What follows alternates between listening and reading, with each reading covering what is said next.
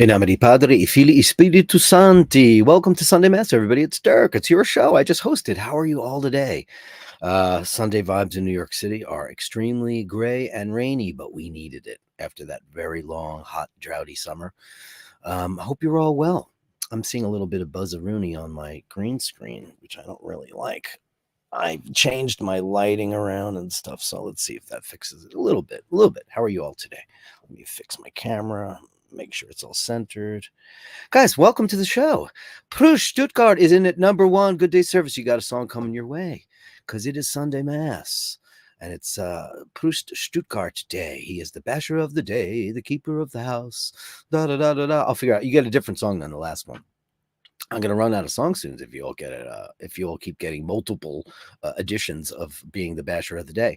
Great to see you in the room, Dave Fahrenheit 451. Upvoted. Hey, upvote. Thanks. Please upvote and subscribe. I do watch the stuff all the time, and I just wonder, what happens with that algorithm. I don't know. I know people aren't buying bots for my channel and things like that, which is great because I don't want to do that. I want to be a natural channel. I know a lot aren't. I keep up with the Joneses on the Daily Express on the YouTube network, see what's going on. And I thank everybody for coming on in. It's a chat. It's your show.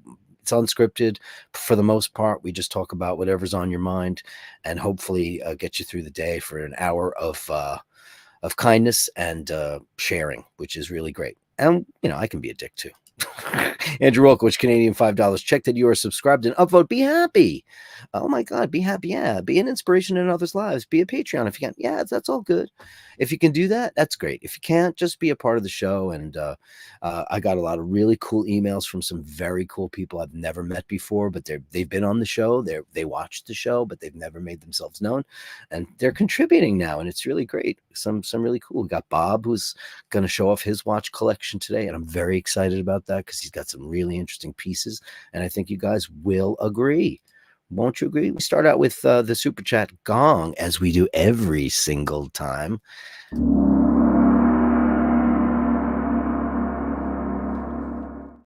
Thank you, dearest Andrew. He also says, enjoy the day and seize the opportunity to be kind. It doesn't hurt, Do you ever watch those things on YouTube where you see the bunch of Karens? Usually alcohol is involved. Now, for me, when I travel, I love to have a couple of kicks, 2 kicks before I get on a plane, just to smooth me out. And it's usually like a mimosa or a champagne or something like that, something pedestrian.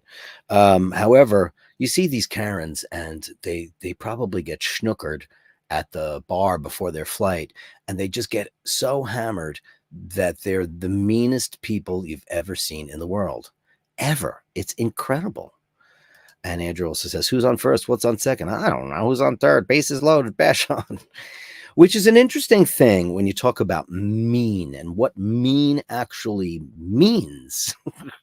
I'm going to have to throw a little thing over this because this thing is driving me bananas. I know. That's the show. It's a work. Oh, that's even worse. Basically, I watched Ellen DeGeneres' special last night. Ellen DeGeneres, you all know her. Everybody loved her. She's, the queen of nice. She's joyful. She ended her show all the time with be kind to your fellow people. Just be kind to other people, which is kind of like the mantra we should all follow. And for the most part, her career went on for 30 years, 17 or 18 years of her show. Everybody was on it. It was the biggest hit in the land. She came out as a lesbian and got canceled because everybody canceled gays and lesbians back then. Now nobody cares.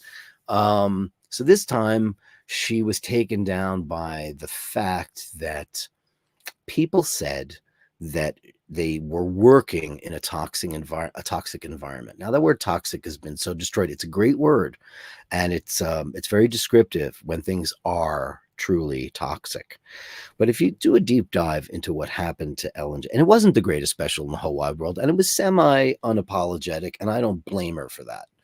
Because nowadays, when you have a job, I'm waiting for the word boss to be taken out of the lexicon, because people are going to say it's offensive that anybody could be superior to you. The hierarchical, word framing for our vernacular has been taken out of context so badly, because now it's not just like master bedroom, master tape, all those things. So we can't use those words anymore because they are, offensive to people.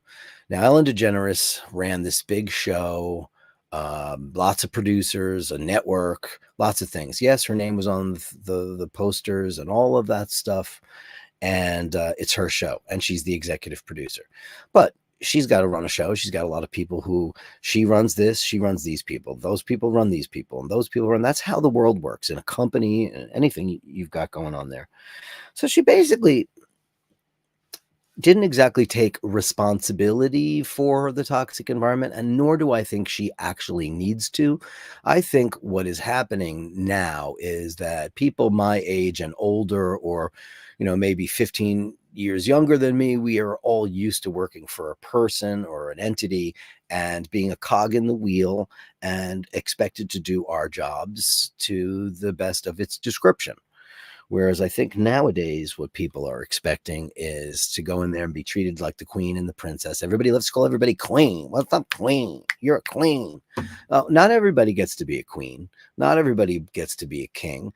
Start your own business, get your own show, do all of those things. And there was a lot of very, very funny bits. As you know, she's an extremely clean comedian. She does not use derogatory language. It's never been part of her repertoire. But the funniest joke in the whole thing was she said, well, maybe the biggest mistake I said is be kind to everyone at the end of every show. She said, maybe I should have said, go yourself. And that was hilarious because you've never heard that word come out of her mouth. And she did spend some time not exactly apologizing, but illustrating what went down there. Now, if you look at what the accounts are that her staff were so-called demeaning, her staff were controlling, her staff were demanding to underlings who worked for the company, be they assistants or line producers or any kind of smaller job in the scope of a big television show like that. She's the person that is the face of the show. She gets paid the crazy money. She gets the lion's share of the accolades and all of that stuff. They won lots and lots of Emmys, and she had to share that with producers and all those kinds of writers, all stuff like that. But we've lost the common plot, and the common plot is that when you have a job, there's a job description and you are expected to do it. And if you don't do it to the best of your ability or the description of the job, you might have to have a meeting. And there was one really, really funny joke where she said, back in the day, the difference between men and women in positions of power, and it's very, very true, and it still rings true. And it was like if a guy said, Johnson, in my office now, you'd be like, oh crap, I'm in trouble or whatever like that. Women have historically had in a position of power have had to said, Joanne, could you tell Johnson that I'd like to see him in my office? They have had to walk on eggshells, walk lightly, because being a demanding male boss means you're a strong political figure, and being a woman means you're a bitch. And that you could be a bitch. I'm not. Who says you can't be? People can be bitches. I worked for one, and she was horrible and absolutely hideously horrific, PTSD inducing. I mean, I was a bartender in this family owned bar, and I did my job. Was always on time, did my job to the letter plus, did all the things that I thought were necessary for the job, and also did plus more, as a lot of you do out there, because you have your job, you want to take pride in the job you do. Well, she had a certain way of working, this woman, and she just decided the second I met her to use demeaning language, cause chaos, point out. I watched her point out other employees what they're doing. I saw girls cry. I saw people just silent while she ranted and raved. And she's a hands-off boss. Her kids ran the place, and the kids were wonderful people. And even though I got canned from that place, I really, really liked the kids a whole hell of a lot. I really did. I loved working with them. I thought they were wonderful kids. Their mother was just an evil, evil, evil thing. And I eventually, she used somebody else to get rid of me because I had questioned a couple of her practices that I thought were not regulation, a couple of things that I thought would get them in trouble with the health department. I was always Johnny on the spot with like, oh, I was downstairs and the temperature in the walk-in box is not what it's supposed to be. If we ever had a health inspection, we'd be in big, big, big trouble. And I generally went to one of the sons because I felt like he was more of an ally to me. And he was always like, thanks so much and all this stuff. But Ellen,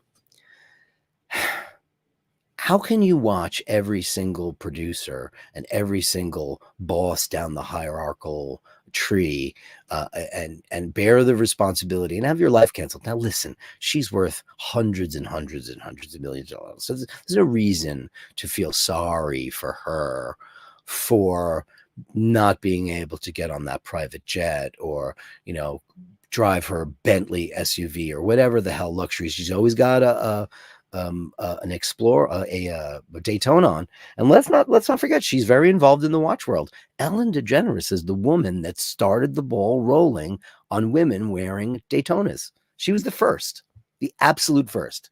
Ellen started wearing a Daytona, and then everybody started following. But she was canceled. The cancel culture strikes again. Usually it's just 800 million white guys because, that's the number one demographic of people that need to be punished, regardless of whether or not they were responsible for any of the ire that people accused them of. Sure, there's bad guys. There's, Bill Cosby and there's Harvey Weinstein. Those people totally exist, and now we've got it. It just goes to show you we've got, we had P. Diddy now is the guy that's going down big time for sex trafficking and all kinds of crazy of assault and violence on women. Violence, stupidity, and madness knows no cultural or racial boundaries.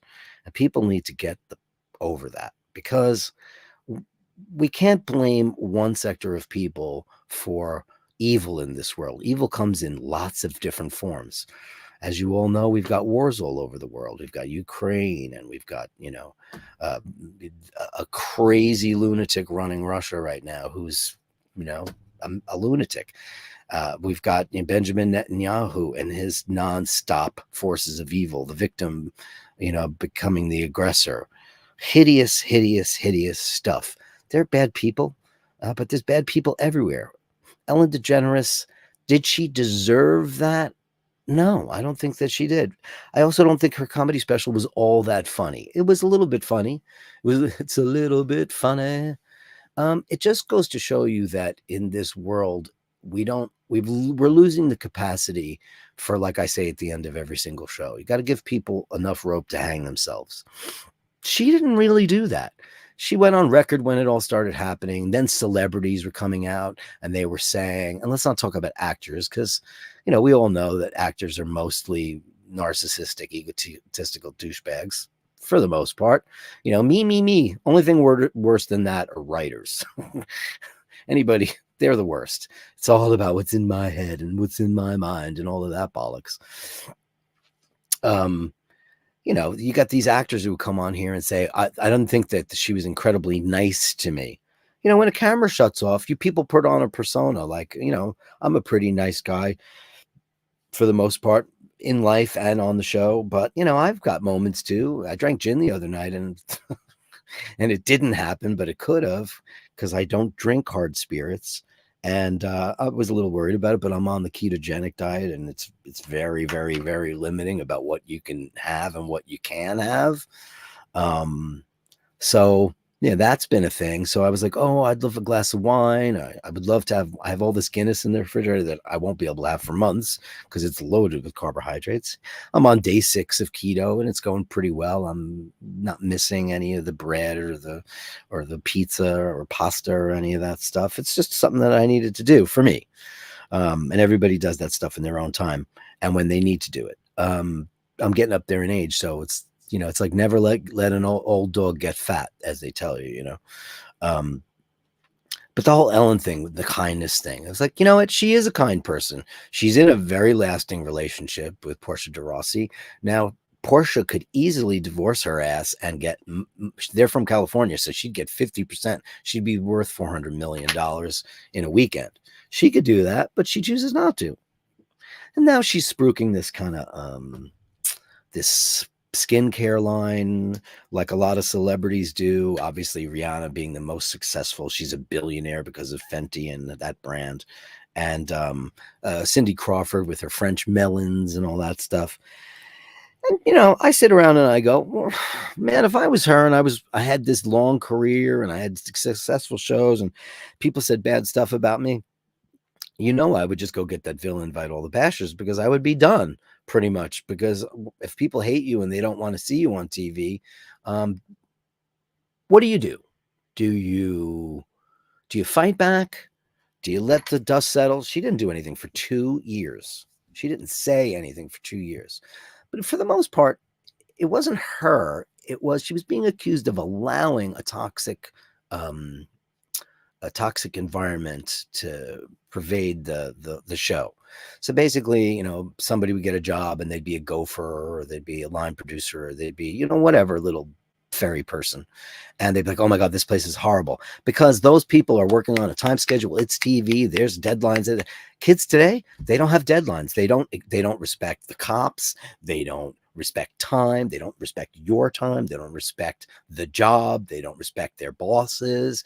Everything's offensive to them. It's just yes, they're smarter. They are, because the information superhighway, as we used to call, old farts used to call it, is created such an unbelievable deluge of information for us to get. You can Google anything, absolutely anything. You know, I mean, the other day we were talking about the perceptions of what communism is on Friday. And Yashin's like, you don't know about communism. I was like, I know as much as the next guy. And I did read the Communist Manifesto when I was a kid, because I read the Quran and I read the Bible and I read every kind of ethos and every kind of thing I could get my hands on. I read the Satanic Bible by Anton Szandor LaVey. Why the fuck did I read that? Because I wanted to find out. So I went on this, I went on the internet, and what did I do? I downloaded Karl Marx Manifesto and I read it. Okay. So, and it's like, that has nothing to do with what happened later on. Well, you know, that actually, like I always said, and he made fun of me for saying it sounds great on paper, because it does sound, the Karl Marx Communist Manifesto sounds good. It actually sounds like, oh, well, we'll all be the same, blah, blah, blah, blah. But it got reinterpreted so many times, and Stalin ruined it for everybody and turns it into this, you know, crazy, you can't go anywhere and you're owned by the state. These were not the tenets of quote unquote Marxism. Now, I'm no Marxist, so I'm just telling you a story here. I don't think there's much to look at it and go, oh, this is terrible. What's terrible is what happened later, when, you know, Stalin got a hold of it, you know, later on, because Lenin is still a cherished guy because he really had an interest in the people. But I did a deep dive because all this information is available to me, and I can read it and I can go, yeah, this I agree with. There's always going to be capitalists in the world. There's always going to be people who want more. The one thing that I found when I read that thing was it doesn't really give you the ability to dream. And I think that that's a bad thing. And having just recently read it, and, you know, being told I should read it, what I really got from it, from what all those other things was, is that it would basically destroy your ability to dream, to be something that you've always dreamt on being. And I didn't see any of that in there. It just basically doesn't allow you to do that. And then later on, they really hammered that down, and people became just a gear on the cog, and you really can't get anywhere. And it creates depression, creates alcoholism and drug addiction. And we all know that that happens big time. Everybody wears the same crappy gray outfits. That's what happened later on. It wasn't the original part of it.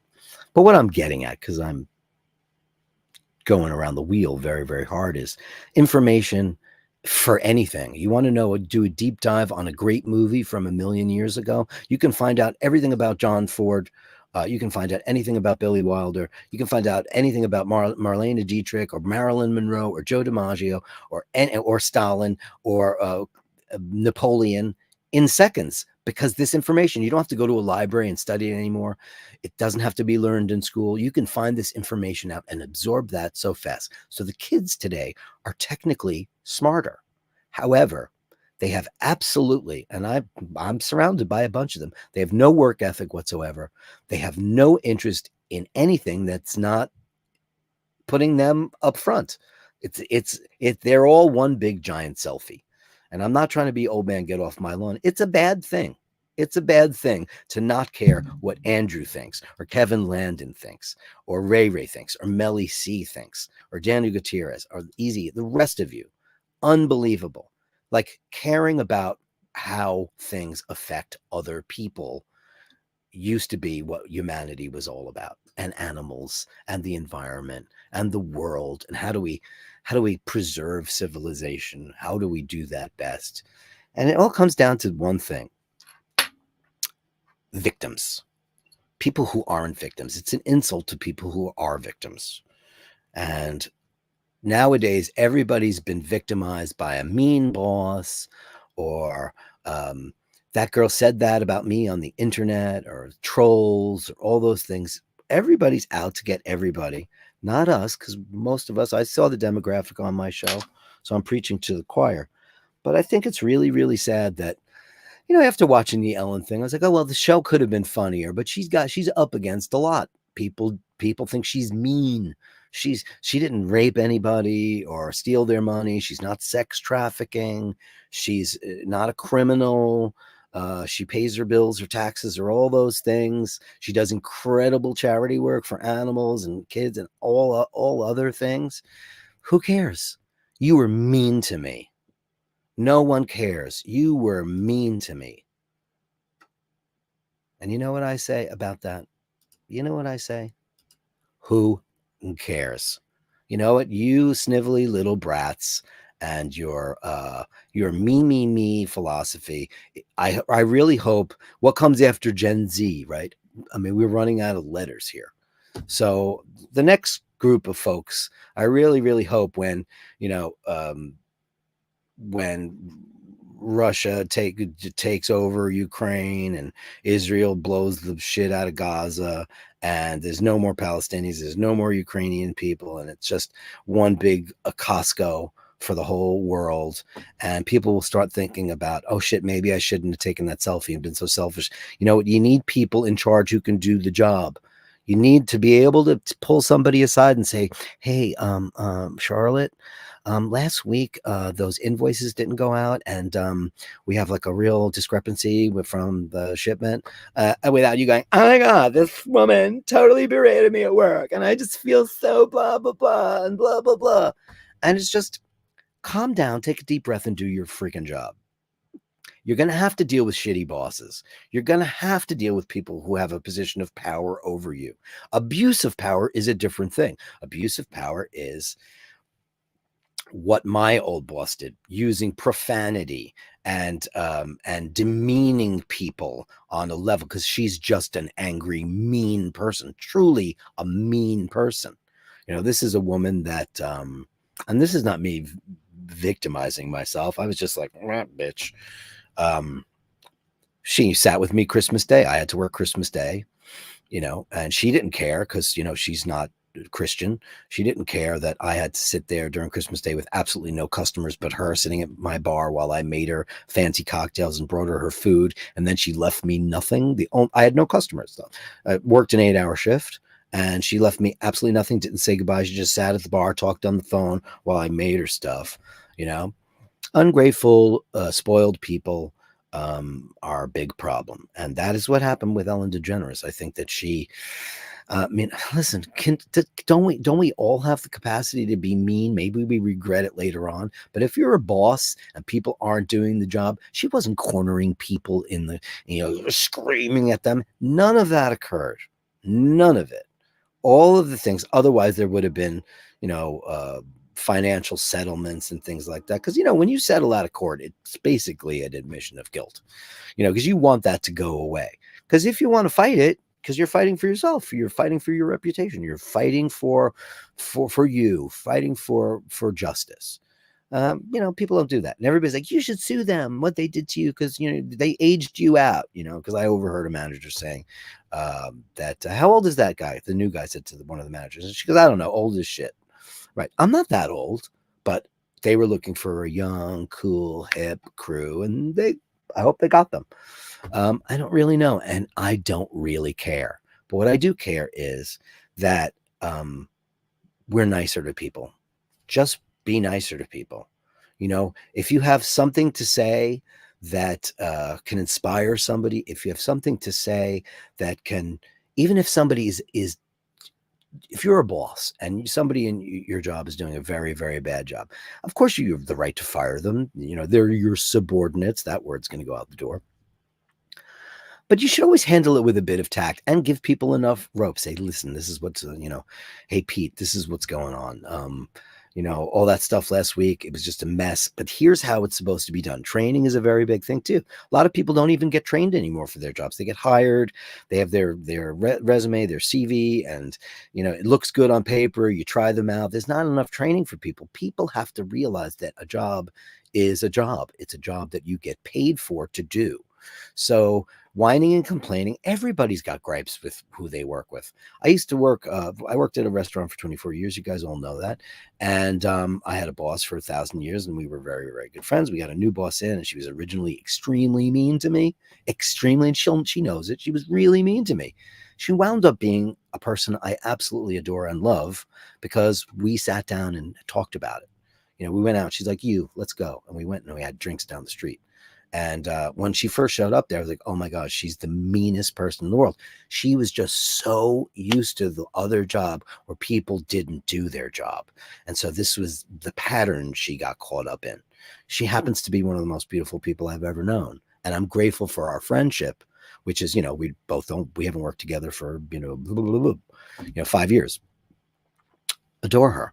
It's all about how you handle yourself. And you know what? Sometimes you can take one of those little slackery bastards and you could just say, listen, this is not what's happening. And you will be fired, but I don't want it. I don't want that to happen. Just handle it the way a human being should speak to another human being. If Jay Johnson, get in my room, toot sweet, pronto, get over here right now. Everybody used to do that back in the day. They also say, hey, toots, your ass looks great in that skirt. Or, you know what I mean? People used to talk to people differently. You watch any episode of Mad Men, you're like, oh my God. And they did it on the show because it was real. Everybody would be in jail. They would have lawsuits against them. Society changes, and I understand that. But laziness and the inability to know when you're doing a crap job hasn't. You should know if you're a lazy, sad sack and you're not doing your job. Ellen DeGeneres, she was just the top of the food chain there. Other people were mean to people. Nobody said particularly she was mean. They said she was demanding. Barbara Streisand, they say she's demanding. That's that old stupid trope about girls being mean. And it's just horrible. I mean, look what happens. Look what happened to New York State. We're all about all the great things. We're open to diversity, and we're the melting pot of the world. And, we got an African-American mayor who was a cop, and everybody's like, this is the greatest thing. It was woke as hell. And he's going to go to prison because he was this corrupt as shit. It knows no boundaries. It has nothing to do with who you are, what you are, where you're from, none of that stuff. Everybody can be a dick. And some people just don't know how to talk to people. And that's a shame, but it's true. And that's my homily for the day. In nomine Patri Filii Spiritus Sancti. Be nice to people. Just be nice. You know what? Unless they're a dick, then you can be a dick or you can punch them in the face. I don't care. Do what you want. Who cares? Who cares? I don't care. Andrew Wilkovich says, I've had old bosses tell me that I'm being insubordinate, not speaking with enough respect to them. And I just smiled and said, I speak to you exactly the same way you speak to me with the exact same tone. Right. But to be fair, Andrew, sometimes you can just learn little tricks of the trade, kill them with kindness. That really still works. It really and truly does work, JHP 499, treat people how you want to be treated no matter what level you are. Agreed. That's biblical. It's 100% biblical. Treat people with respect. It doesn't matter if they're pink, blue, purple, young, old. It doesn't matter. They're another person. Treat them with respect. You know, it's just horrific. Thanks so much for that, man.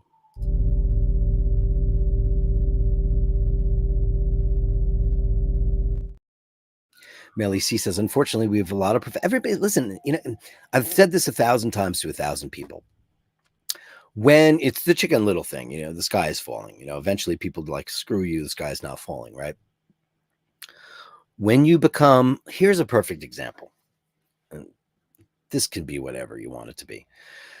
The cancel culture, which, listen, Me Too happened, and in a lot of instances, a lot of bad stuff happened. It got out of control and people got dragged under the undertow. People who shouldn't have been. There were people that were horrible people like Harvey Weinstein and Bill Cosby and a host of other people. Kevin Spacey, 7 lawsuits, all dropped, no proof. It's just hearsay. He admitted to being a handsy old queen. And listen, I've been down that road 1,000 times, and you just take their hand off, or you punch them in the face, or whatever. You know, what's his face? I forget his name now. Army Hammer. Army Hammer is a guy with a serious sex addiction problem and a bit of kink, bit of weird kink. Turns out that everything that woman said was not true, and it turns out all the bite marks she said he put on him, she got him off of Pinterest. Then they found out that she had been conspiring with his now ex-wife to figure out a way to destroy him. All happened, and he's now dead. Nobody cares about that guy. Good actor. You know, he's got a weird, who knows in this world what kind of weird sexual proclivities and oddness and weirdness, and you know, people have crazy habits and things.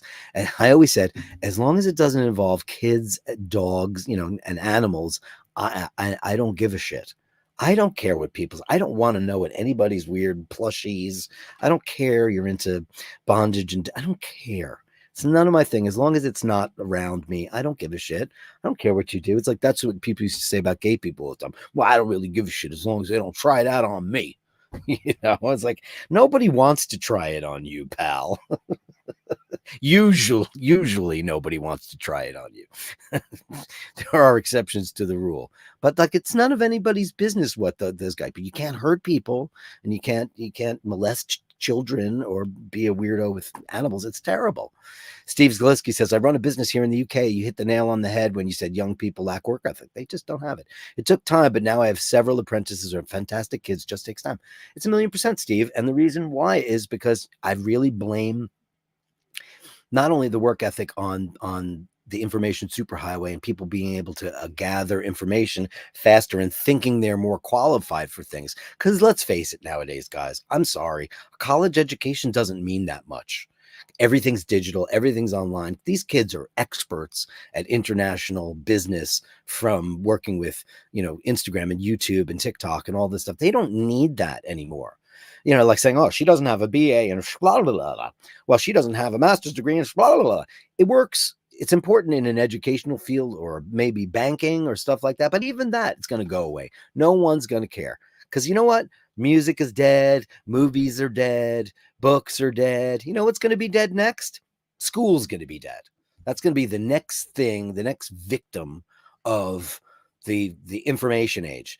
Those kids already know all this stuff. I downloaded the Communist Manifesto last night, and I read the whole thing. Because you can get anything you want online. It's interesting reading if you're interested. It's crazy. It's unbelievable what you can get now. Nowadays, nobody's going to really care. But I don't think anybody should ever walk into a job interview with a chip on their shoulder and think that I'm going to just ace this and I don't want to hear it from any of you. Because you have to do the job. And when you have a boss, that boss is going to want you to do it a certain way. And you have to, he says, it takes time. Steve is right. It takes time. It takes time from them and from you. Because these kids are smarter than we were at a younger age. They speak French. They speak Italian. They speak Mandarin. These kids are on fire. The future of the world is super duper duper international. It's not isolated anymore. So, like, you know, I know millions of people have never been to Europe. I'm like, you know, my friend, she's 100% Irish. I'm like, you've never been to Ireland? She goes, never really felt the need to. I never really felt the need to. I'm obsessed with, I mean, this is just me. I could talk about me because it's my show. It's your show. I just hosted. The only thing I've ever been interested in is going and seeing other people's cultures, other people's languages, other people's foods, other people's cats, the way they treat animals.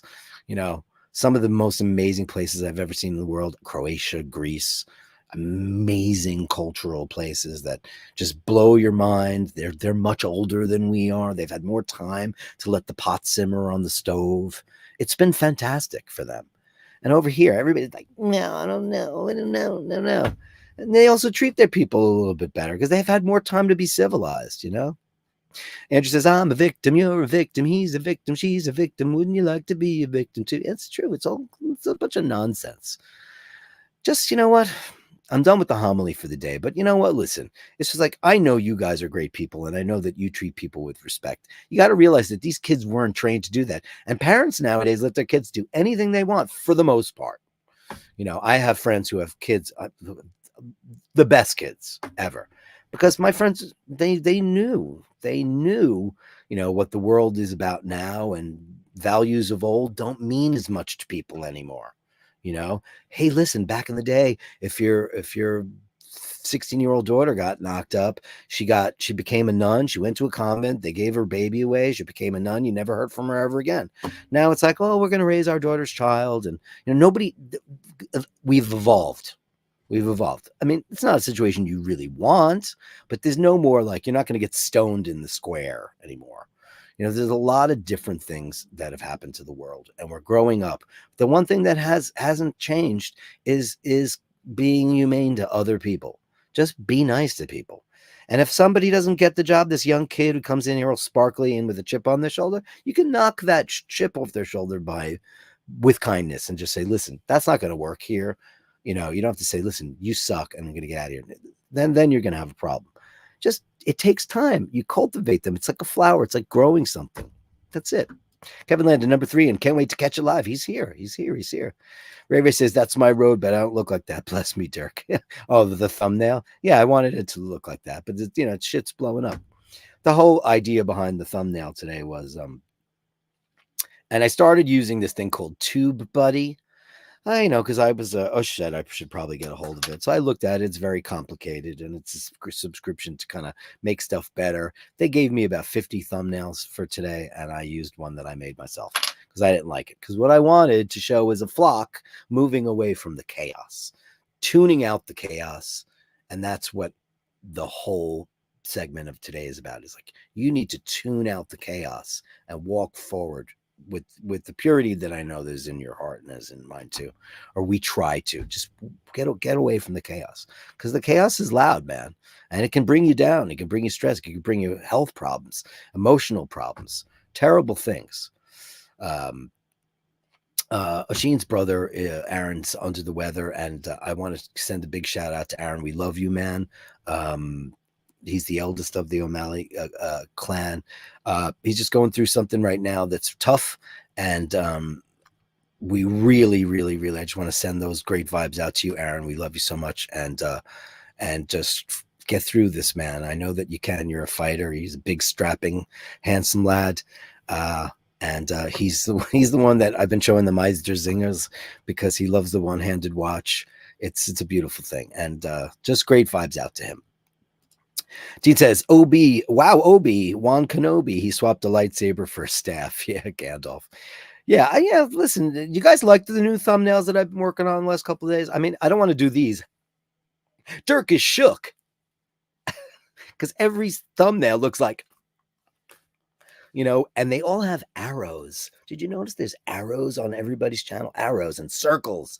Because people are too stupid to see what the title says. Like, you won't believe what she said, you know, or my favorite one is name any celebrity in the whole wide world. Demi Moore finally reveals the truth. There's an arrow and a circle, and people are horrified.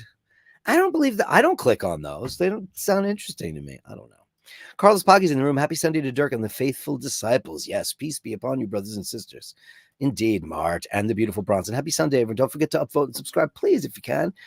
It's amazing. It's amazing. I hope you do. Angela Minichello, afternoon all. Kevin Landon wants to know if I've abandoned you all. No, I wasn't late, was I? Wasn't I just on time? My clock said exactly 1 o'clock. All is right with the world, indeed. Dave Fitzsimmons, Fitzsimons is lighting a candle and sending out Sunday vibes. Much love, much love. Jocelyn, hey, he was just talking about you the other day. I was like, where is she? Good morning, happy Sunday to you. Always great in the chats to see you. Send us a picture. Send us some stuff for the Gallery of Bastards. Thank God it's Sunday. Drew B's got some great shots, some cool kitties. Very cool stuff for you guys to see today. It's Dr. Bob's Nightmare. Where'd you get the stained glass? Are we in church? Yeah, this is Sunday Mass, Dr. Bob's Nightmare. I know you're not here very often. I see you on the other shows. By the way, I'm going to be on Timmy's show tonight. He asked me to pop in and talk about fragrance, something that I'm passionate about. I do love fragrance, and it's not just men's fragrance. I'm interested in fragrance in general. I have my favorites. I don't know what we're going to talk about in particular, but he asked me to come on for like an hour or so. So if any of you guys watch Tim Wright, do I have a banner for Tim Wright on this show? Probably, right? Let me see. No, but I have one that says Childless Cat Lady. I think I must have one. Well, I don't see it here. But anyway, I'll be on Tim Wright show. I think it starts at 5 or 6 o'clock. I'll probably be on around the 6 o'clock hour if you guys want to tune into Mr. Wright. He's usually talking about watches, but he's going to be talking about fragrances today. I don't know if you guys like fragrances. I do. I like how they are made. I like the history of them. I think they're really, really super fun. It's a big thing. It's a big thing. There's probably tons of channels about it. I don't even know. Andrew says, all bosses, hello, staff. Remember that as staff, you are all expendable. Organic assets, and it's not your empire. Have a great day and make my empire great. Yeah, that could be good. Maybe you should just say that from the jump, right? Hey, Mike Callan, happy Sunday bashers. Praise all ye knuckleheads. Knuckleheads. JBB says, he stole the stained glass from St. John's Cathedral in ironic. No, I'll tell you know what? I'll show it to you. I think I mentioned this on the show.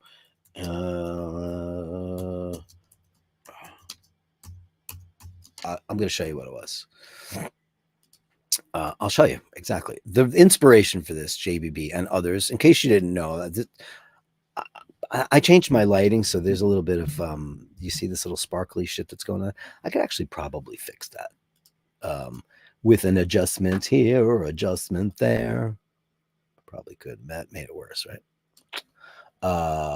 Brightness. I made it worse. Worse, way worse. Way worse. I should have done that before the show started. Anyway, it doesn't really matter. I'll fix it later on. I'm still tweaking this new lighting. So this is where the inspiration came from. That is Chrome tab is this right here.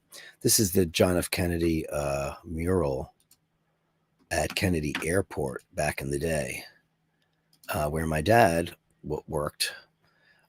This was the largest glass mural in the entire world. So I kind of asked the AI machine to come up with something similar, but pertinent for a show like this.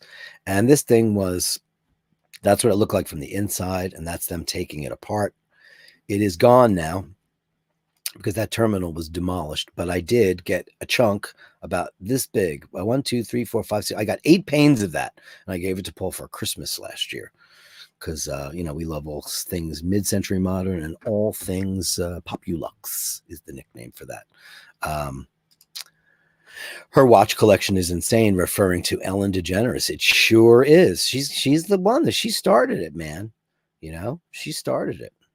True B says, it's Dirk Gin time again. People, I know there's a lot of people out there that like to drink cow gin. Ow, yeah. Drew B says, I would say they know how to access knowledge. They actually know less. It's different. Okay, that's a very good perspective. And I do know that you are a business owner. So therefore you would have a better perspective. I'm not a business owner, but I deal with a lot of young folks all the time. They know how to you know what it is? I think a lot of stuff doesn't interest kids anymore. Like what interests them? And don't get me started on when kids say, oh, that's before my time. The entire history of the world is before your time, Chucky. It's just absolutely ridiculous that anybody goes, oh, I don't know anything about the Beatles or Sinatra or the World War II. I don't know anything about that. It's before my time. It's all before our time. The only thing that's happening now is your time. And you know what's happening? Nothing. People's selfies, and I've mentioned this about selfies before, all of this crap. We used to take photographs, and those photographs made memories. It's a great Bon Jovi song. It's actually a relatively newer one. It's called "You Want to Make a Memory," and like early Bon Jovi and mid Bon Jovi was really good, and then whatever, got stagnant or whatever. This is a great song called "You Want to Make a Memory," and it just talks about all the great things that made a memory. Photographs in photo albums, dusty and gray and faded and all that stuff. They're amazing memories that we keep. I've got 18,000 pictures on my phone. How often do I look at them or share them? I shared them once when I'm like, oh my God, look at this beer. Oh my God, look at this wine. Oh my God, look at this cute puppy. Right. But what I'm trying to combat that with is Gallery of Bastards, making memories. You're sharing your life, your passions, your pets, your kitties, your dogs, your kids, whatever. And we're sharing it and we're experiencing it. 90% of the content on your camera roll on your phone is experienced by no one. It's remembered by no one. There's superfluous waste of time. We used to have 8, 9, 10, 12 shots on a roll of film, and you tried to get that extra one out of there if you could, depending on how the spool was wound. Those were all memories. You bought a box of future memories. It was incredible. Nothing in very, very little in the phone is. Some will be, of course. Melly says, I think a lot of people nowadays are drunk on power. It doesn't cost anything to be kind. Plus, being kind takes less energy. It certainly does. It certainly does. Steve Zaliski also says, good evening, Dirk and all the Bashers. I had to be away for, well, welcome back. And you had a very good point today, and I really, really appreciate it. Andrew says, politics, religion, or border should never stop art or creativity. It should be considered a sin against humanity. Like, here's a perfect example. We're talking about, Marxism. Ooh, it's a scary word. But people were allowed to flourish during that period of early times. When it got to the Stalin era, why were people always want to know why were people in communist countries not allowed to leave? And the reason is simple, because who would leave? The best scientists, the best musicians, the best dancers, all the people that would get a leg up, and all the people that would flourish and become wealthy and capitalists outside of this dominion, this whole thing. That's why people weren't allowed to leave. They were originally, but it just got to the point we're going to keep everybody here, and we're going to have, and that's why Russia had some of the best pianists and singers, and it's incredible. We just never heard of them. Nobody ever heard of them. And they didn't hear about the Beatles. It's absolutely crazy. Anyway, it is 1:49, which means it is time for everybody's favorite part of the show. It is time for the Gallery of Bashtards. The Gallery of Bashtards. Send me the shots, the sublime, the absurd. The Gallery of Bashtards. You share them with me, and I share with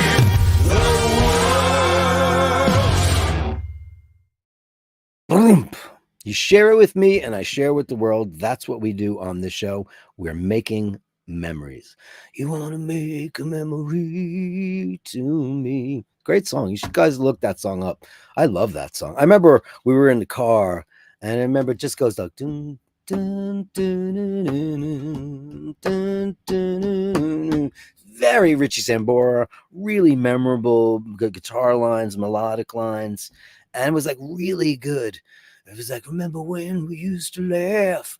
Remember that old photograph? Da, na, na, na, na, na, na. That's a great melody, and then the chorus is amazing. It's a great song. I'm going to listen to that after the show. I like that song a lot.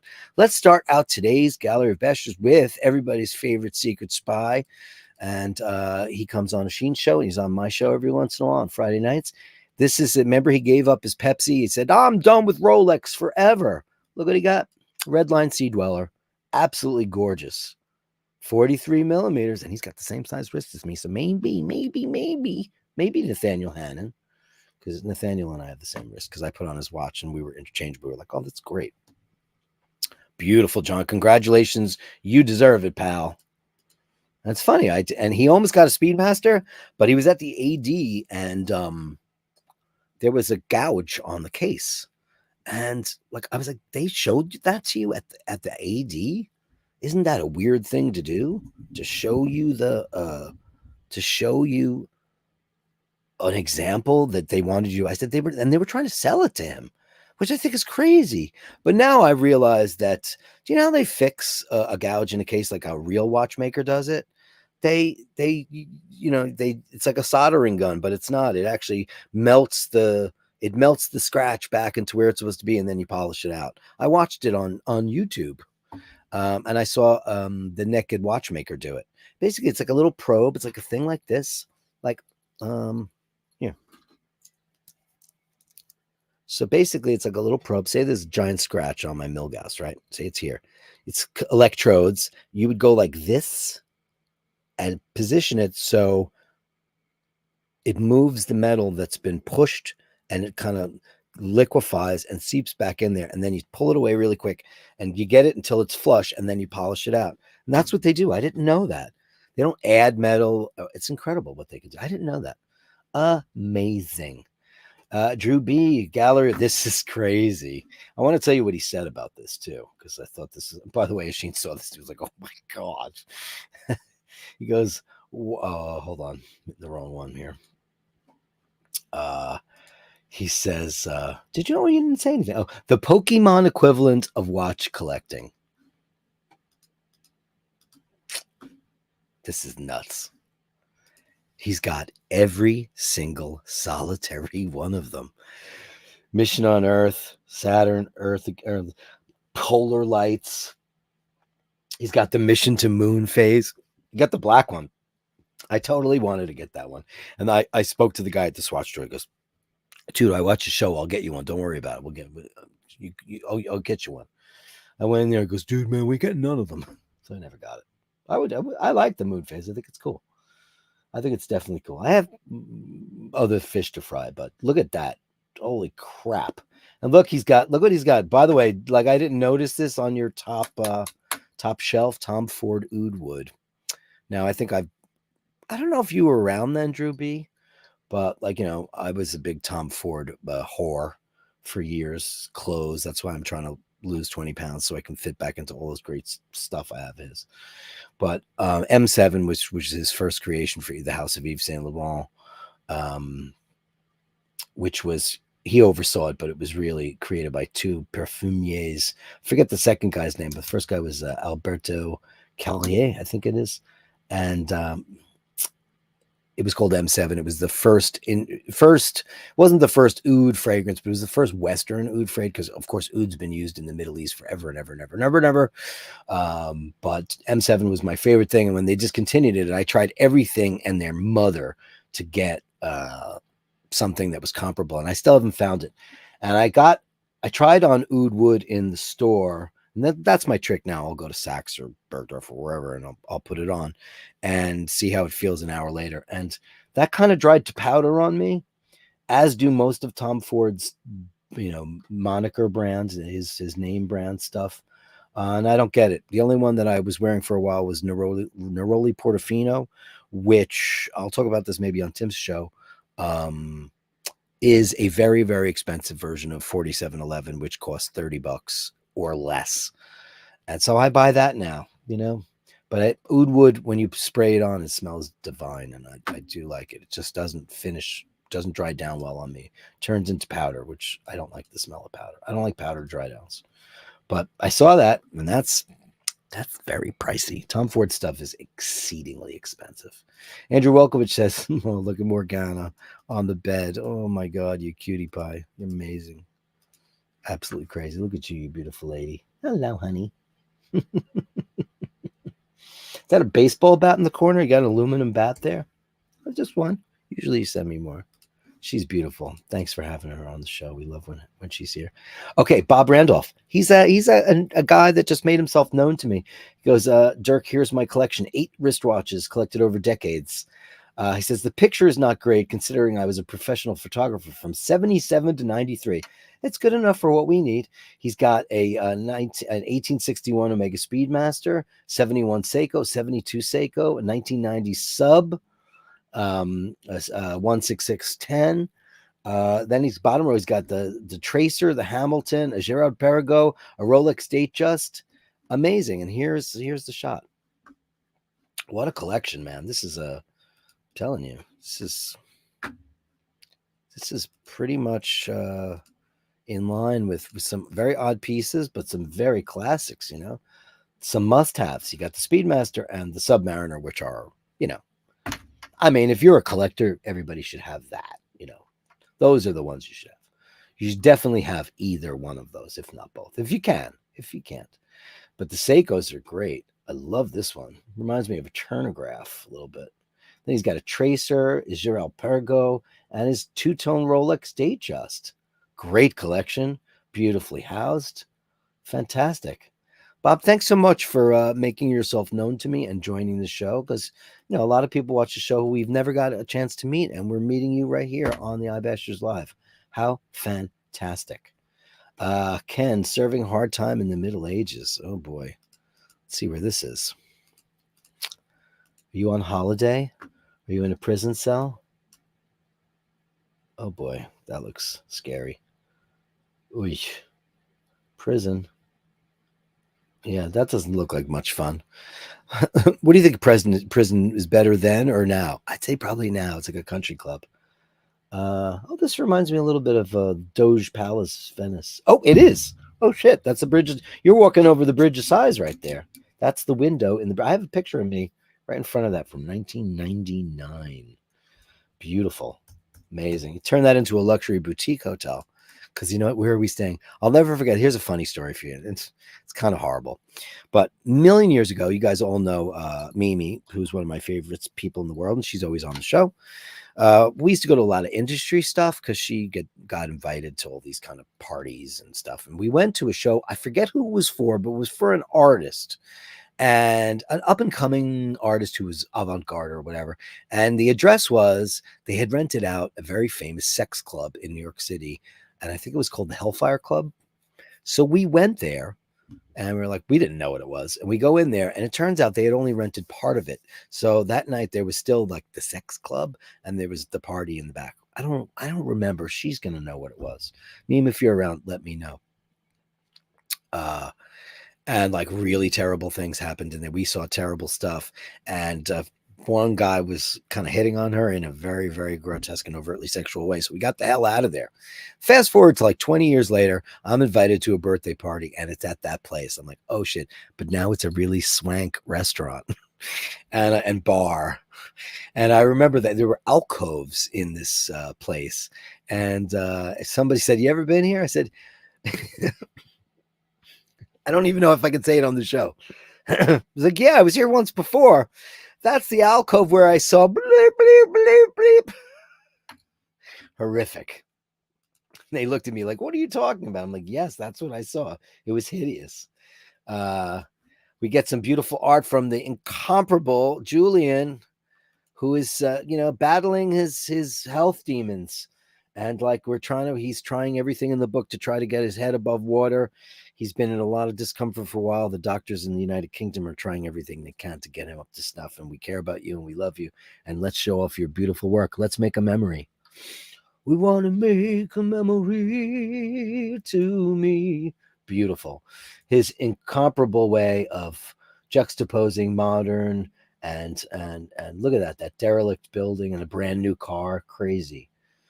Amazing hand coloring. The way this guy works is just so unique. I think it's time for a showing, Julian. I think you need to do a London gallery show. Can we all talk about that? I'd go. Look at this prowler.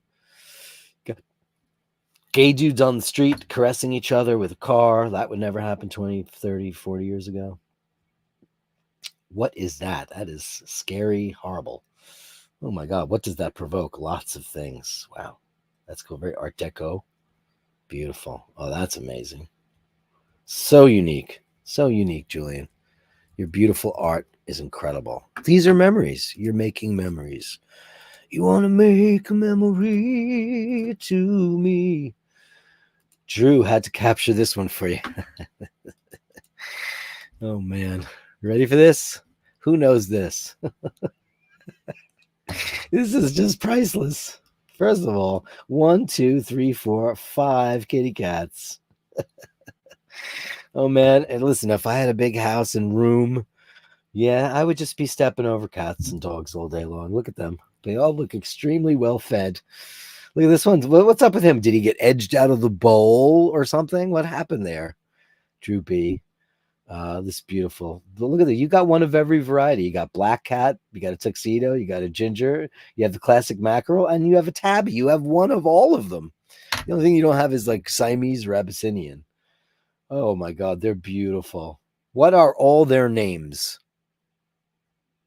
Because I know the names of everybody's cats on this show. I need to know. Beautiful. Thank you, Drew B. That's amazing. Thanks so much. Look at that. I like the way you keep your dishes. Your kitchen is very, very, very nice. Chris Boyd. Poppy thinks she's smoking a cigar, but she likes toilet roll. Amazing. Oh, it's so dark. She's such a dark dog that you can. My dog, when I had my dog Dinga, she left me in 2008. She was obsessed with toilet roll or kitchen roll, toilet paper and paper towels. Isn't that funny that you guys call that toilet roll and we call it toilet paper and kitchen roll is paper towels? It's very interesting. Look at Poppy, you're so pretty. So we need some great pictures of Poppy outside because it's always pretty dark. I'm not trying to critique your photography, but she's so beautiful. I'd like to see her a little bit better than that. But thanks, Chris Boyd. You rule. Oh yeah, I was just sharing pictures with Bob, and I took a nice picture of this. But I realized, oh my God, there's so much dust and cat hair on this roll. This is Paul's Omega 1952 Omega Seamaster calendar that me and his dad got for him a couple of Christmases ago, maybe 5, 10 years ago. I don't remember, but it's beautiful. I didn't realize that. Like, I just took this picture quite a while ago, and it's just a beautiful watch that he never wears. I'll wear it on the show one day. I'll say, "Give me that watch. I want to wear it on the show." It's beautiful, and it doesn't look like that. And this was when Laverne was still ruling my house, so there's a lot of stuff on there. Yeah. Carolyn Martin says, "For the discriminating taste." Unbelievable. This is Bobo. Ready? Wearing the official iBashers swag, which just got finished, was just made. Look at that beautiful puppy, baby. And look, it's a 47, man. That's the best, highest quality of hats. So, guys, there are going to be some iBashers swag giveaway this week. And then, we'll make the swag available if anybody wants to get some of it their own. But there will be some swag given away, and that's going to be happening this week. Look how great they came out. The iBashers hats. So cool. Carolyn, you are a magician. Easy E is here. What are you showing us? Oh, he's at the Paris Theater. So just so you guys know where this is a very famous single screen theater. It's very, very small, and it's next to the Plaza Hotel, and it's in the same building as Bergdorf Goodman, the best store, the most expensive store we have here. Amazing.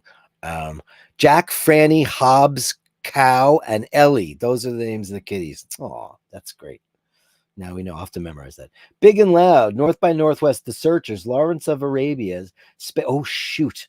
The Hateful Eight. This is all 70 millimeter. That's why. Look at these are all 70 millimeter films. That's why. Look at that. Big and Loud returns October 4th. Oh, man. What do I want to see there? Well, Lawrence of Arabia is too long. I think I want to see 2001. Easy. Let's make a coffee date. This is the Paris Theater. Almost got closed years ago by a bunch of douchebags who wanted to turn it into a retail space, but luckily it survives. It's been in every Woody Allen movie in the whole wide world. Incredible, incredible. Chatsworth House. This is Dino. Amazing.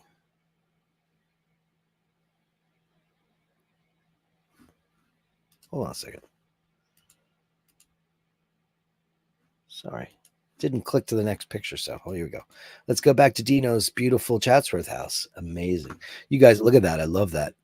That it's, oh, that's right. That's the fountain is incredible, huh? Wow. A lot of people having a look. Oh, that's beautiful. Monet would have a field day, right? Beautiful. Water is an incredible thing, isn't it? I'd love to go see that. Oh, wow. That's amazing. Oh, wow. Really? It does that? That's incredible. How did you do that? Oh, you on the top of the house now? Or do you have a drone? Did you get a drone? Everybody's like, you should get a drone. I'm like, what am I going to do with a drone? That's beautiful. Wow. That's a beautiful place. Oh my God. Making memories, people. Memories. Absolutely gorgeous. Is there an admission to get in there? It's a beautiful place. Thanks, Dino. Did you work on that place too? I wouldn't doubt it. I certainly wouldn't doubt it. Melly C's given an update on the beautiful Mork who has come through he's got some stomach issues, and we love him. We love you, Mork. You're so beautiful. What a beautiful kitty cat. Oh, honey, I know. I went through it too. It's always like a rough week when they're going through the IBS. Why it happens, I don't know. Look at you. You are the king. You're a king. I'd do whatever you said. I would. Oh, and there's Mindy. She's like, everybody was fussing over him all week. I hope she was nice to him, Melly C. Was she nice to him while he was convalescing, or did you? Because I know she's the aggressor. I know she is. Oh, look, she's sleeping because she's had enough. We love you, Mork. Oh, baby. Let me know in the comments if she was being nice to him. JHB here. Ooh, with a tag. Oh, yeah. Look at this. It's a beast. Beast on the wrist. Look at that. That's a pretty watch. Looks great on the NATO, too. Perfect for you, too, huh? What's that? What is that, like a 38? Or are you a big bruiser? I love that. Very reminiscent of the knurling that's on Omegas. And I do love an aluminum bezel myself. I'm not the ceramic guy. They're okay, but I do prefer these. I just like the look of them. Amazing. Look at this. Look at the color on that. That's a beautiful piece, man. I love it. You paired that up beautifully. Hey, Jocelyn Bittenbender in the house. What do you got going on here? What is that, a video? Okay, hold on. Stop the show. I'm going to stop the show. No, it's a GIF. What does that say? Let me look. Let's see what this is. Oh, yeah. Who is that? Who is that? Oh, these are beautiful. Oh my God. Is that real, honey? Let me see what the email says before I good morning, Dirk. Happy Sunday. Lake Tahoe. I've never been there. Oh man, do I want to go there so bad though.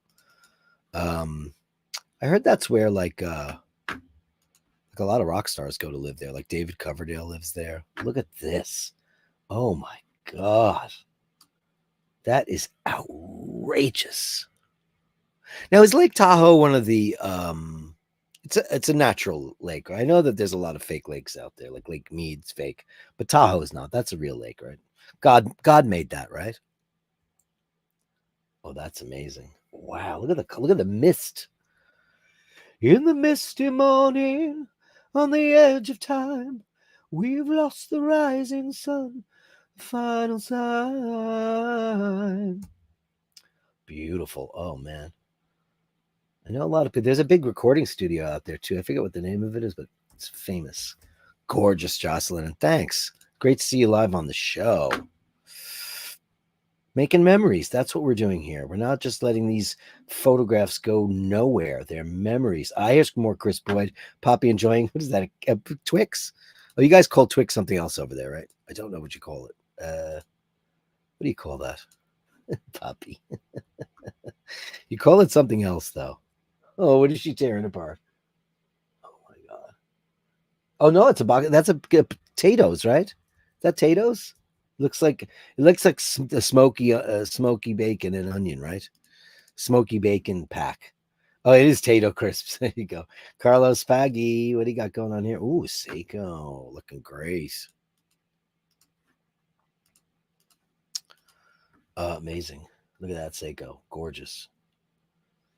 Look at that. Looks so much like the classic Omega bracelet. Amazing. It's like a president. Seiko showing people how it's done every day.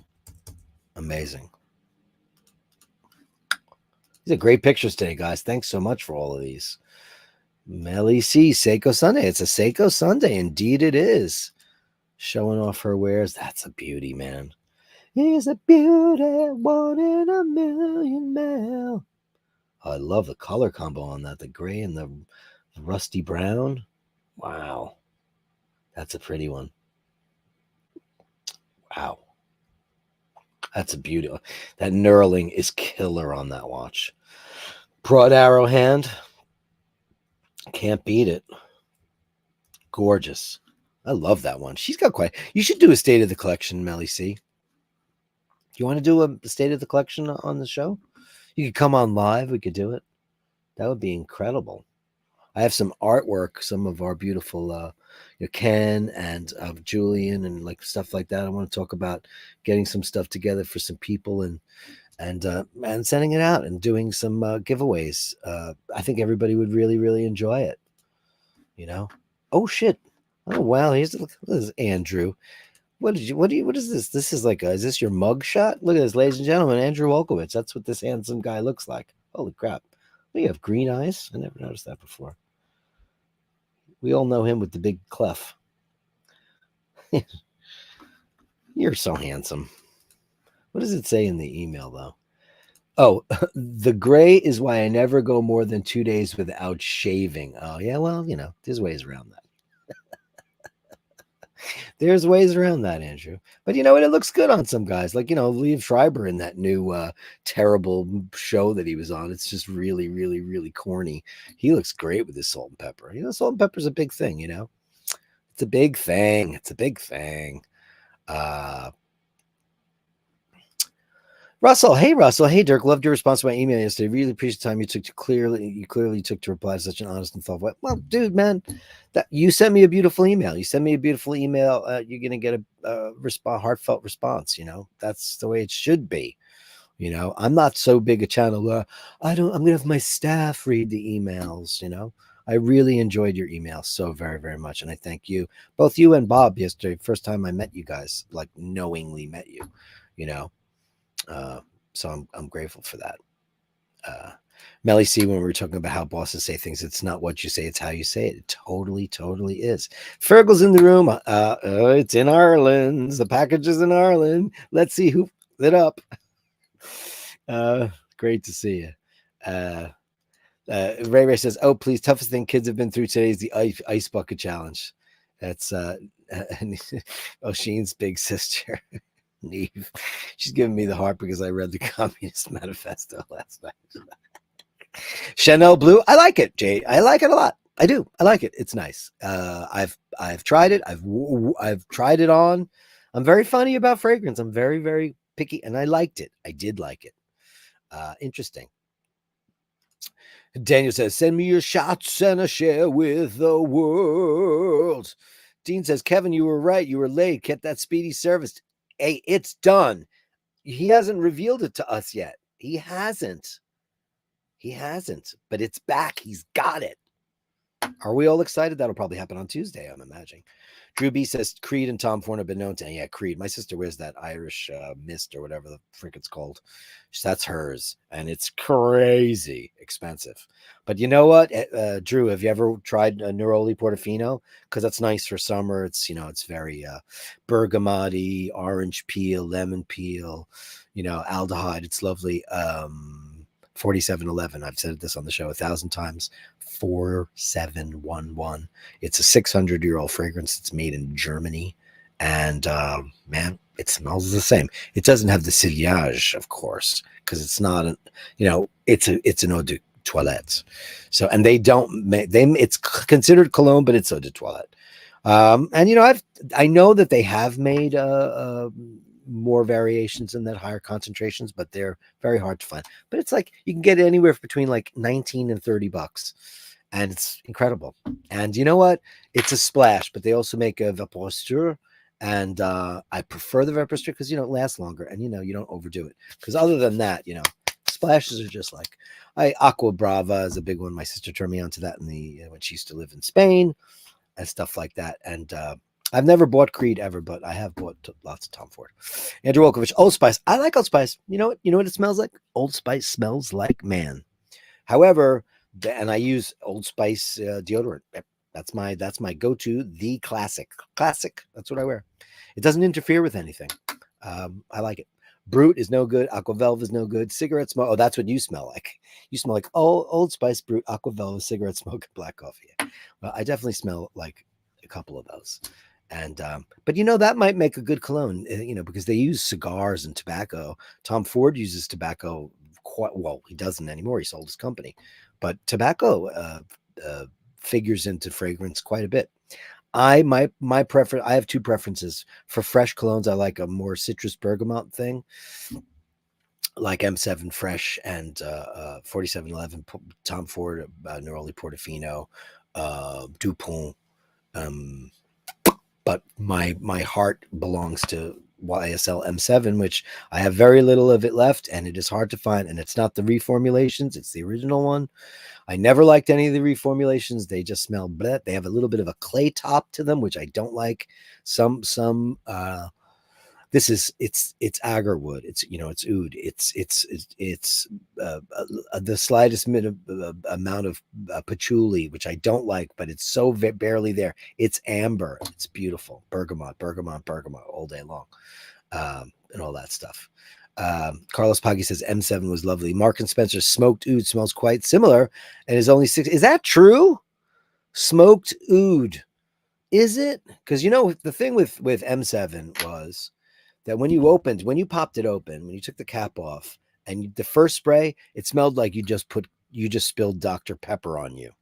But it lasted for a half a second. It was like cherry cola, and then it would dissipate, and then all of a sudden you had this smoky, woodsy, oodsy with this very underlying bergamot kind of vibe to it, and aldehydes. Beautiful. The original formulation had only 4 ingredients, and then they changed the bottle from pure amber to just having a silk screen on one side. And then that was changed. It had about 16 ingredients.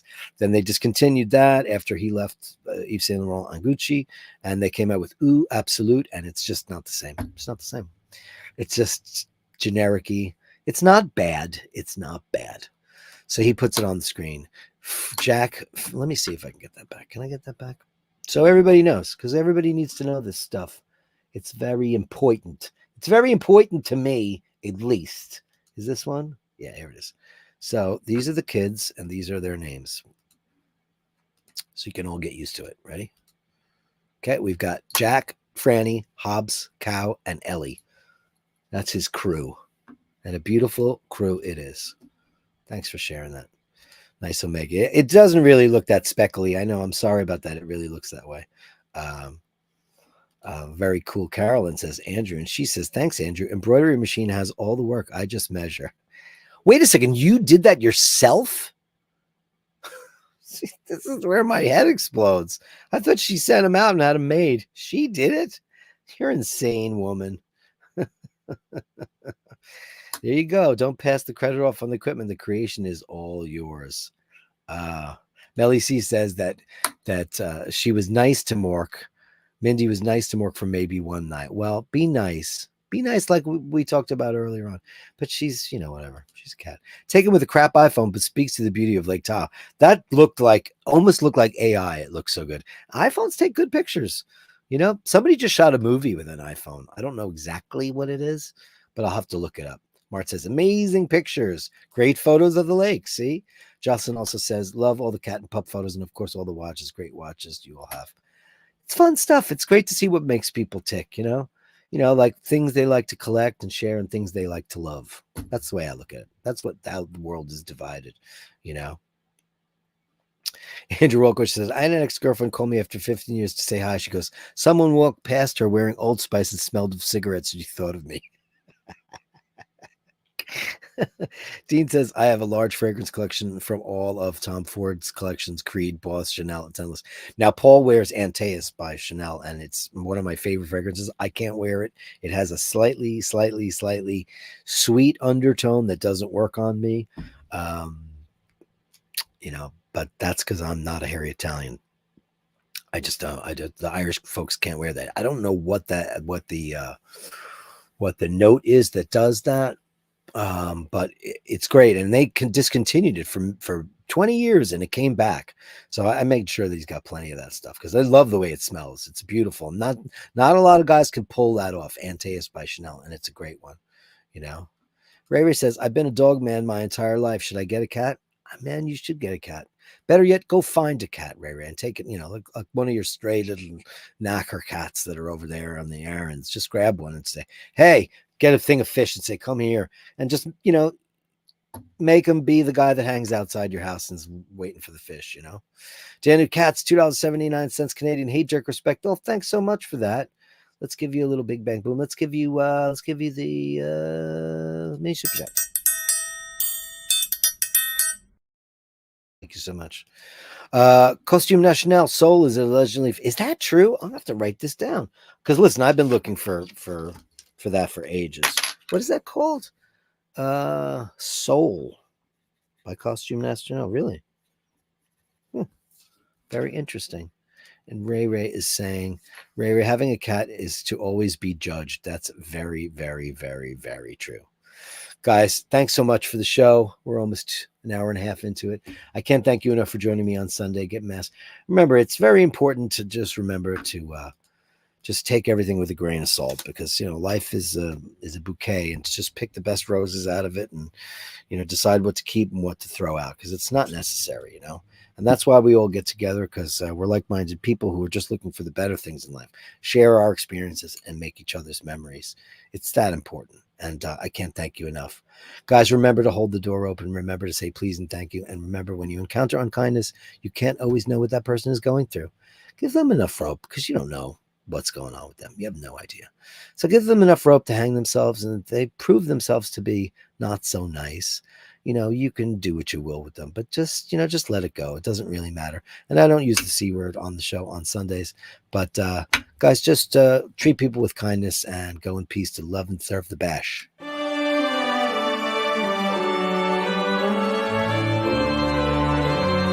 choir, sweet hymn, it lives a silent